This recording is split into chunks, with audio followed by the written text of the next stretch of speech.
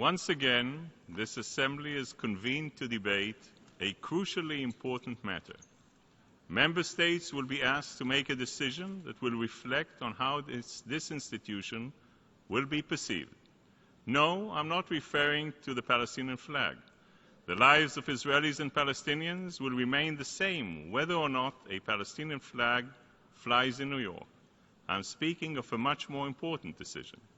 The real question we face is not whether the Palestinians will raise a flag, but whether the United Nations will raise a white flag and surrender the principles of this institution itself.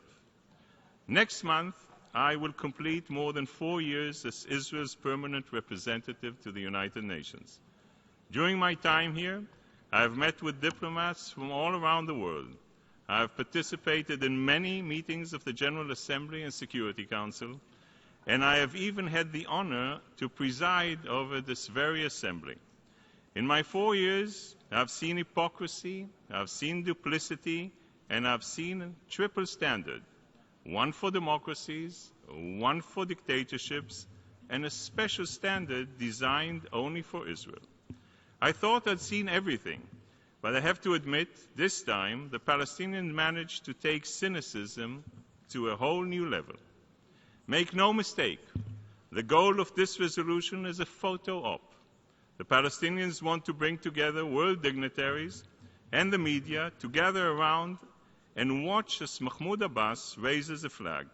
They plan to use the prestige of the UN as a backdrop for this charade. Surprise, surprise, they did all this in contravention of all the established rules and procedures of the United Nations.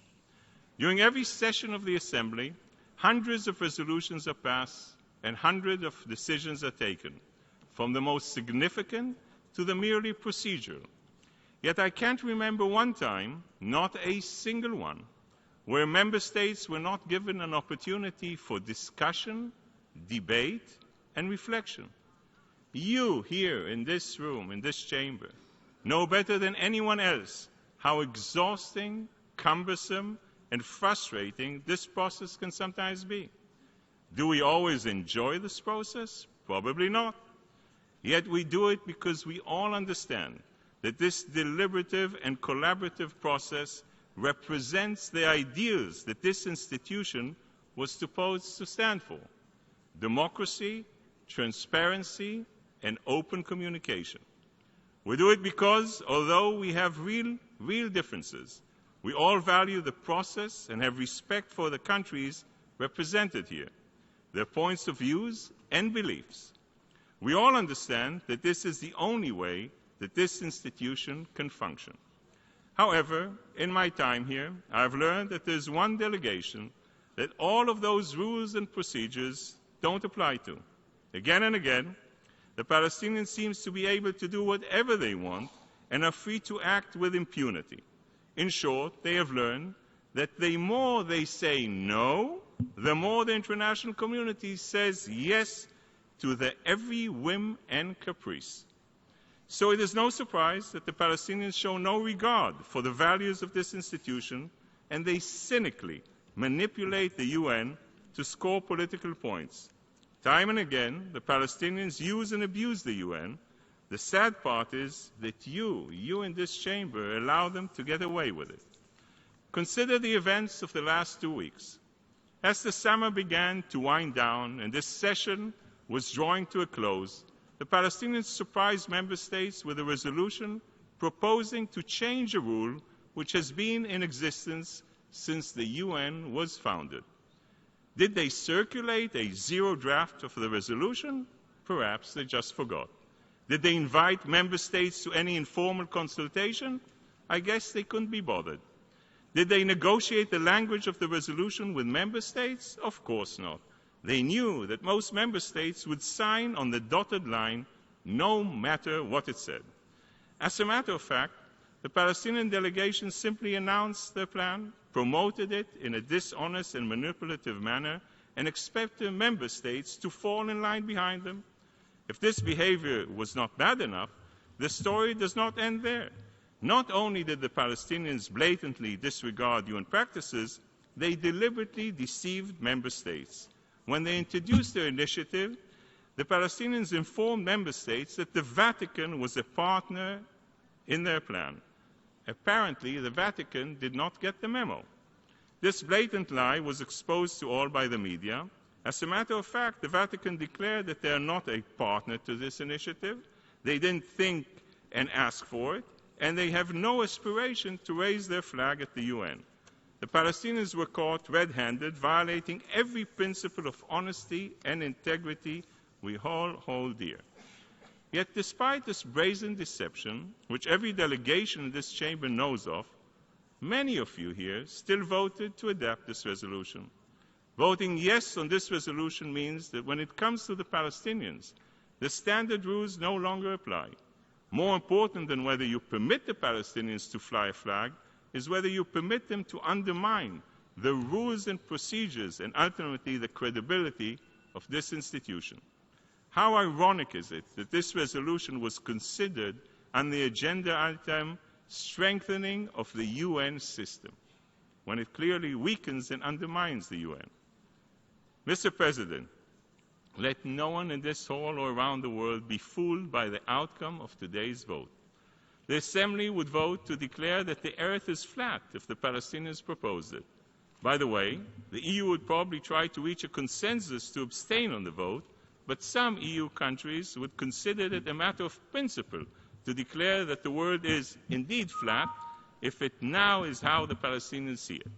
Speaking of consensus, apparently the EU's principles of maintaining a holy consensus cannot withstand Palestinian pressure.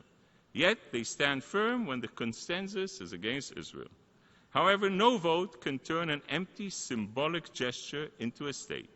The international community must make it clear to the Palestinians that the only way to achieve statehood is through direct negotiations. As long as the Palestinians believe that they can achieve their political goals without making concessions, they will continue to avoid taking the difficult decisions needed for peace. Maybe the international community should recommend that the Palestinians download the Waze GPS app so they can find their way to the negotiation table. Then they will be able to discover that the distance from Ramallah to Jerusalem is less than 10 miles. There's no need to fly halfway around the world to New York in order to make peace. Unfortunately, instead of trying to guide the Palestinians down the path to peace, the international community is helping them to ride off the tracks. We don't need support groups or preconditions that only complicate the situation. Too many are addicted to the process.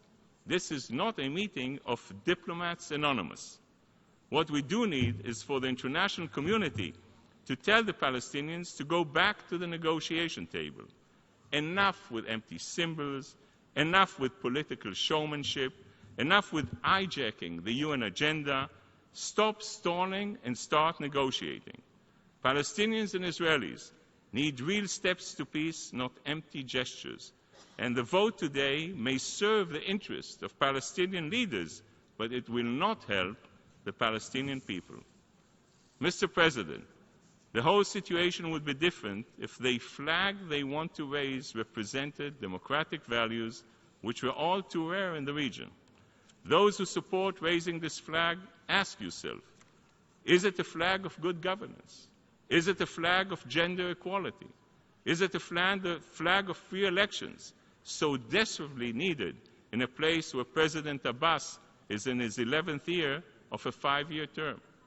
If the international community does not demand that the Palestinians enact these basic rights and freedoms, the flag they raise will be a flag of disappointment rather than hope, and of failure rather than progress. Mr. President, the people of Israel seek peace with our neighbors. Just this morning, Prime Minister Benjamin Netanyahu met with Prime Minister David Cameron in London and declared once again that he is ready to come and resume direct negotiations with the Palestinians anywhere without preconditions. We all remember the historic images of Prime Minister Begin and President Sadat and of Prime Minister Rabin and King Hussein coming together in peace. History proves to us that negotiations can be fruitful, that peace is possible, and that we can create a new reality for the people of the region. And now, in my final statement as Israel's permanent representative, I say to you, I look forward to seeing the image of an Israeli Prime Minister and a Palestinian leader standing side by side, raising the flags of our two peoples, living together in peace. That will be a photo truly worth taking. Thank you, Mr. President.